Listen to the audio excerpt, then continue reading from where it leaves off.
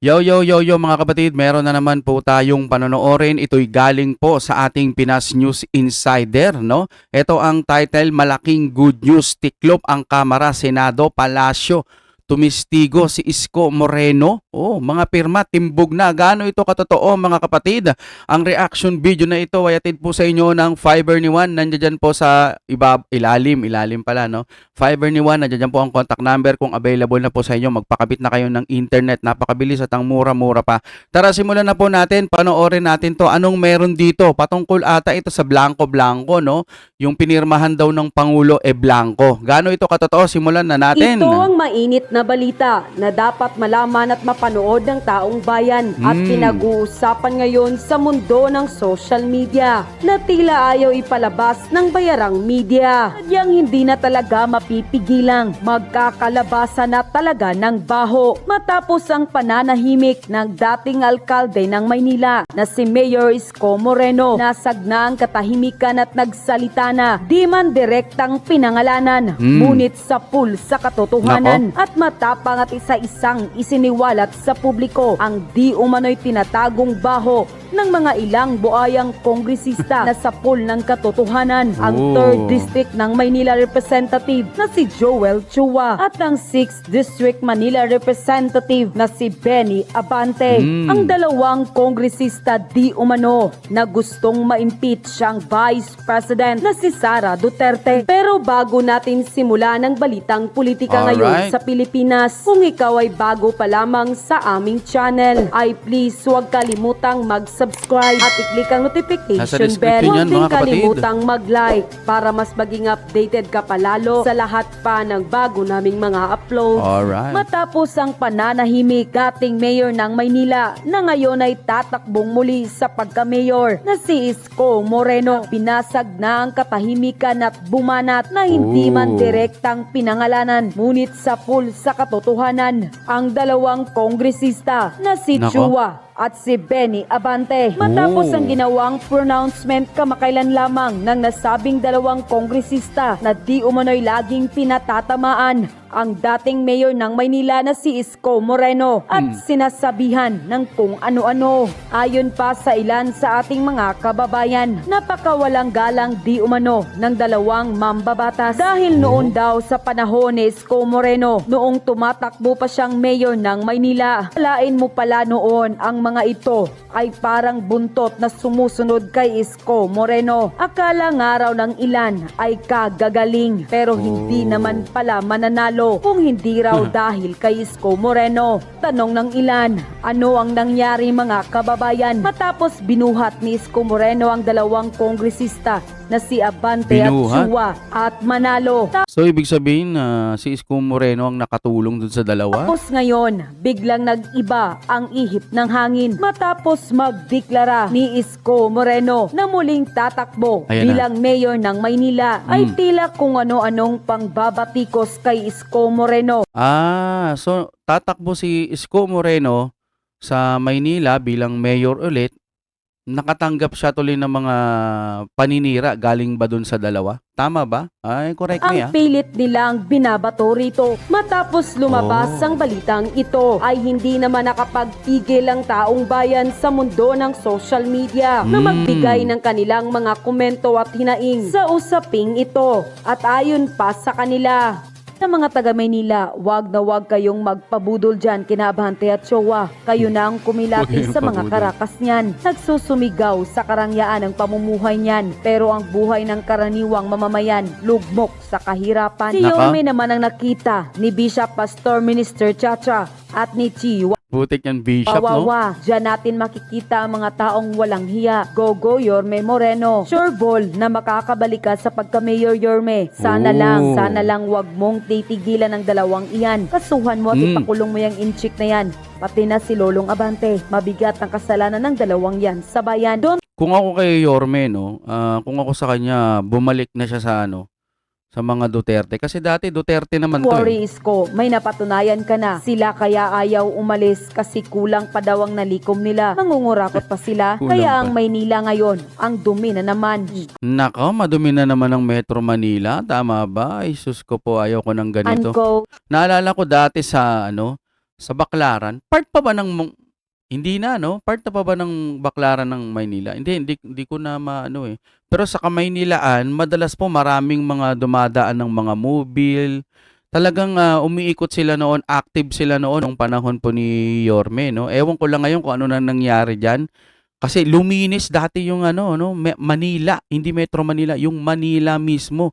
Luminis daw yan eh, no? Firing squad para sa mga kurap. Oh. Ako, pabor ako dyan. Mamaya, Ako nga dati sinasabi ko sunugin eh, no? Ito firing squad medyo ano pa. Medyo ano pa to, parang nakakaawa pa, no? Yung sunugin mas maganda eh. Tapos live, no? Pero yung mga makakanood lamang eh 21 pataas, no? Ganun sana. pag-uusapan natin. Kayo ba? Ilagay nyo agad. Pabor ba kayo sa firing squad sa mga kurap? Pwede. Oo. Mga buhaya at magnanakaw na politiko na bahag ang buntot. Nako, hindi. Hindi nila papayagan yan. Hindi. Mhm. Matayan sa pamamagitan ng firing squad ang mga politikong sangkot sa graft and corruption. Maganda to. Ay, nako, the best na topic ito. Halimbawa, may kinalaman ka sa mga anomalya at pangungupit ng pera ng taong bayan.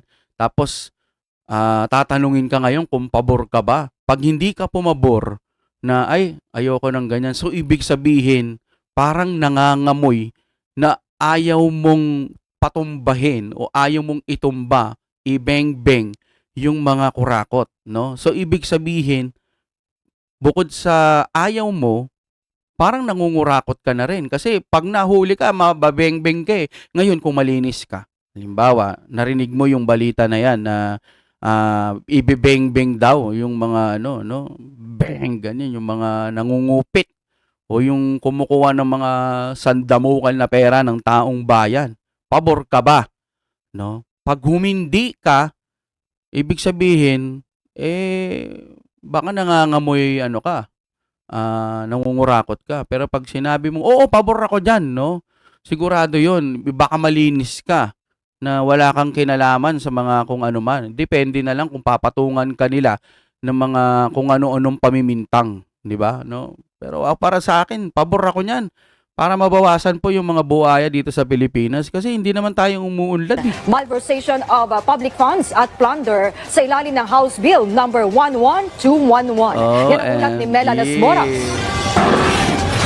Para tuluyan ang mawakasan ang mga katiwalian, korupsyon at pandarambong sa gobyerno, itinutulak na sa Kamara ang pagpapataw ng parusang kamatayan sa Maganda to mga kaibigan. pamamagitan ng firing squad laban sa mga pampublikong opisyal na mapatutunayang nagkasala sa mga kasong graft and corruption, malversation of public funds at plunder. Yan ay sa ilalim ng House Bill number 11211 ni Zamboanga City 1st District Representative Kimer Olaso o panukalang Death Penalty for Corruption Act. Maganda yan. Kailangan maaprubahan to. So, sino bang mag-aaproba nito? Senado o Kamara? Ngayon, yung Kamara, kapag ka umayaw dito, alam nyo na kung bakit, di ba? Ayon sa panukala, nananatiling isa sa pinakamatinding banta sa pag-unlad ng bansa ang korupsyon. Oo, mga kapatid, simula ho nung nagbablog tayo, kapag nababalitaan nating may corruption, mayroong mga pangyayaring hindi maganda, na yung pera ng bayan nauubos kasi trilyon, million, billion, sobrang laki na ng diferensya, tapos trilyon pa. Tapos nakikita natin wala namang nangyayari sa Pilipinas. Meron ba? At kailangan na ng seryosong hakbang para Oo. masugpo ito. Sakaling maisabatas sakop sa parusang death by firing squad, ang lahat ng pampublikong opisyal, elected man o appointed, at Yan. isasama rin dito ang mga miyembro ng military at police forces. Yun. Sad to say that it's been growing. Sir, saglit lang, saglit. Sad to say. Saglit.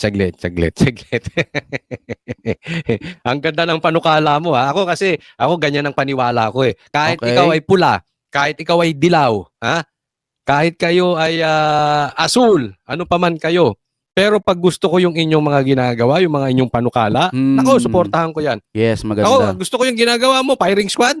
Kayo ba, pabor kayo sa firing squad dyan sa Ako, pabor ako. Pero paano yan kung halimbawa, depende o sa kinukupit nila, 100,000, 500,000, 1 million, 2 million, 5 million, 100 million hanggang billion. Ano ba? Pagka billion ba, mas maraming bala yung ibibigay nila doon, mas maraming bala. Lahat yun may bala, no? Pero pag mga mga 100,000, 50,000 lang, mga isang bala lang, no, pero headshot, no? Ganun ba 'yon? Dapat ba may ano, may ilang bala din o pag bilyon ang kinupit mo, eh yung tamang bala na tatama sa katawan mo eh bilyon din, no? Ganun sana. Pero ewan natin mga kapatid. Pero para sa akin mas the best kapag ka mas maraming bala, no? Mga magnanakaw, firing squad as in P, mga PI kasi kayo. Di ba? Pabor kayo. Ako talaga pabor. Lagay nyo diyan sa comment section na Yan. Kayo din po mga kapatid, shoutout Kuya Coach Oli, no. Kayo sa tingin nyo, pabor din ba kayo? Kasi yung dating bitay hindi na natuloy, no, kasi nga hindi na naasikaso ng ating Tatay Digong dahil dumating po ang COVID-19. Ngayon po, kayo sa tingin nyo, pabor ba kayo na lahat ng mga tiwali, no, lahat ng mga nangungurakot i-firing squad, karapat dapat nga ba sa kanila yon? Kasi sa akin, okay lang. Pupusuan ko po lahat yan mga kapatid, pa-comment na lang po. Maraming salamat sa inyong panonood. Medyo tahimik, no? Kasi nawala yung ating mga effects. Lalagay natin yan mamaya. Maraming salamat po.